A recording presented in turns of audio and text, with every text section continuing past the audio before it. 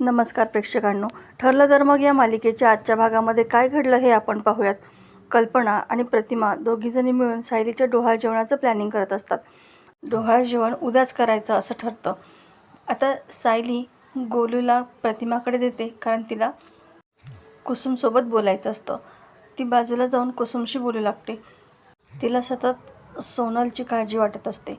कुसुम म्हणते, अगं तू काळजी करू नकोस, मी हवं तर तिच्या काकांना फोन करून विचारते. आणि नेमकी ही गोष्ट श्वेता ऐकते.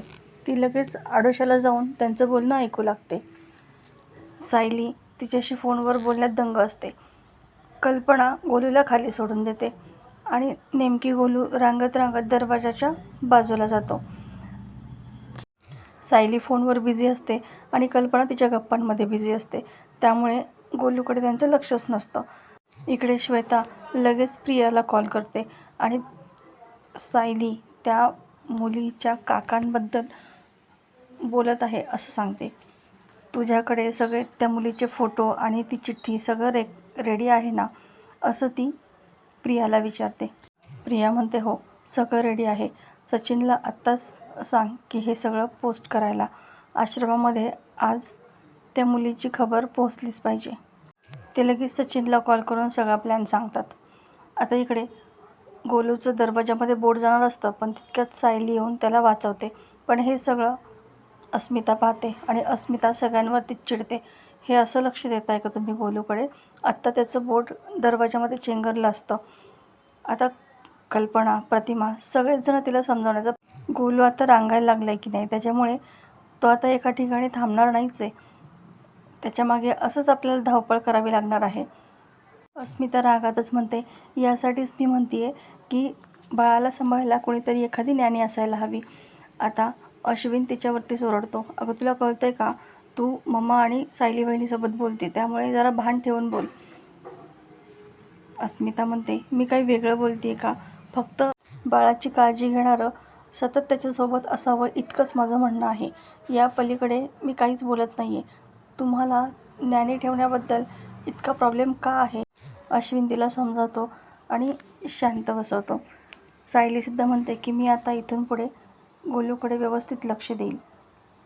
इकडे सगळेजण जेवत असतात आश्रमामध्ये आणि त्याच वेळेस प्रियाच्या प्लॅनप्रमाणे सोनलची खोटी चिठ्ठी मधुभाऊंना मिळते आणि त्यामध्ये जे काही आहे ते सगळं कुसुमताई सर्वांना सांगते की सोनल अतिशय खुश आहे.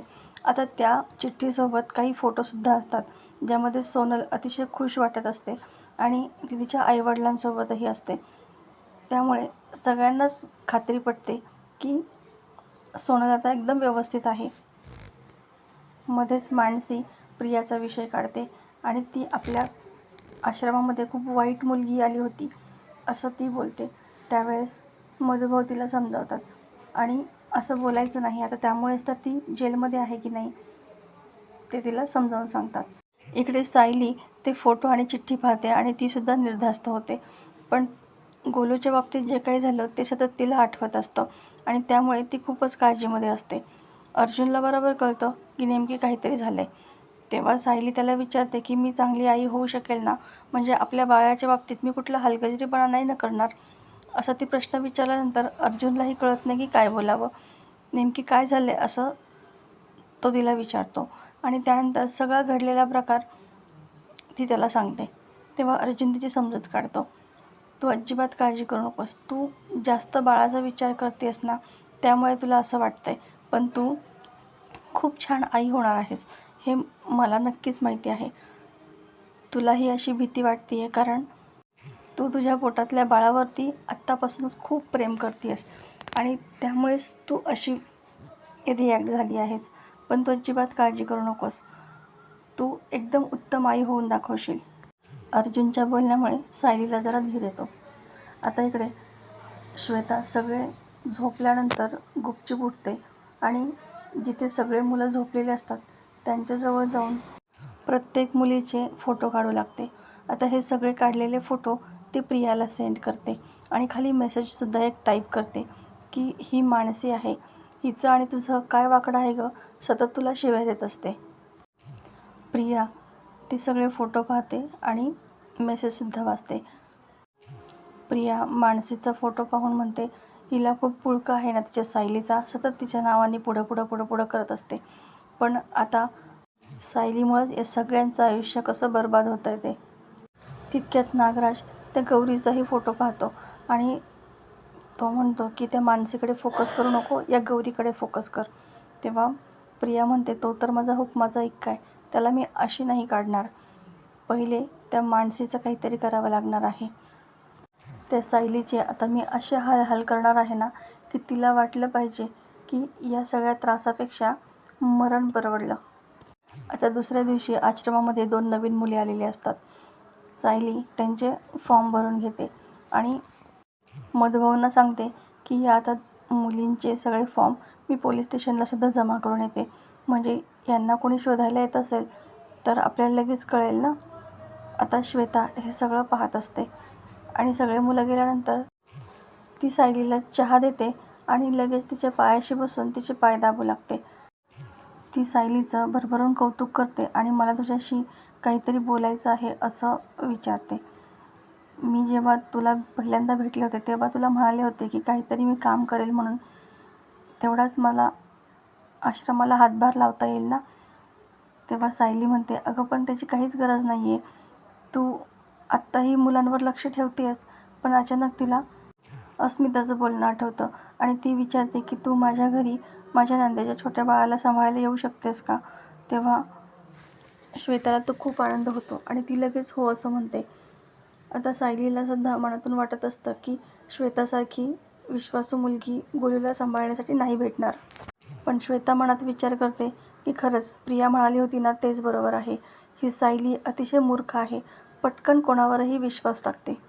सायली तिला म्हणते, तू आत्ता फक्त 2 ड्रेस घे आणि माझ्यासोबत चल.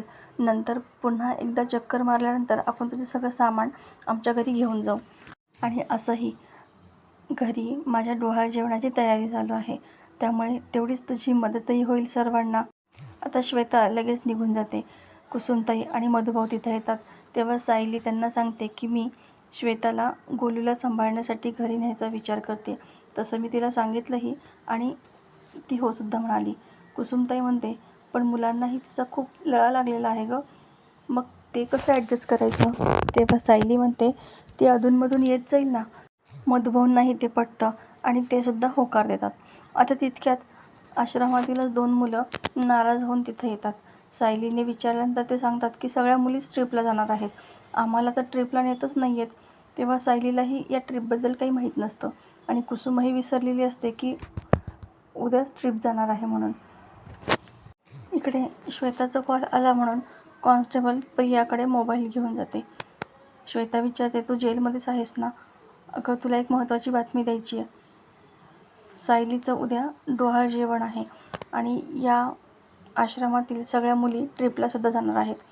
आता प्रिया तर खूपच चिडते, म्हणजे ती सायली आता सगळी सुखं उपभोगणार का. तिच्या अगोदर तर माझं डोहाळ जेवण व्हायला हवं होतं, पण मला काहीच नाही मिळणार. श्वेता म्हणते, आता काय करणार, आपण तर काहीच करू शकत नाही ना. प्रिया रागातच म्हणते की नाही नाही, मी काहीतरी नक्कीच करू शकते. तू काय म्हणालीस, सगळ्या मुली ट्रिपला जाणार आहेत ना, मग आपण सगळ्याच मुली किडनॅप करायच्या.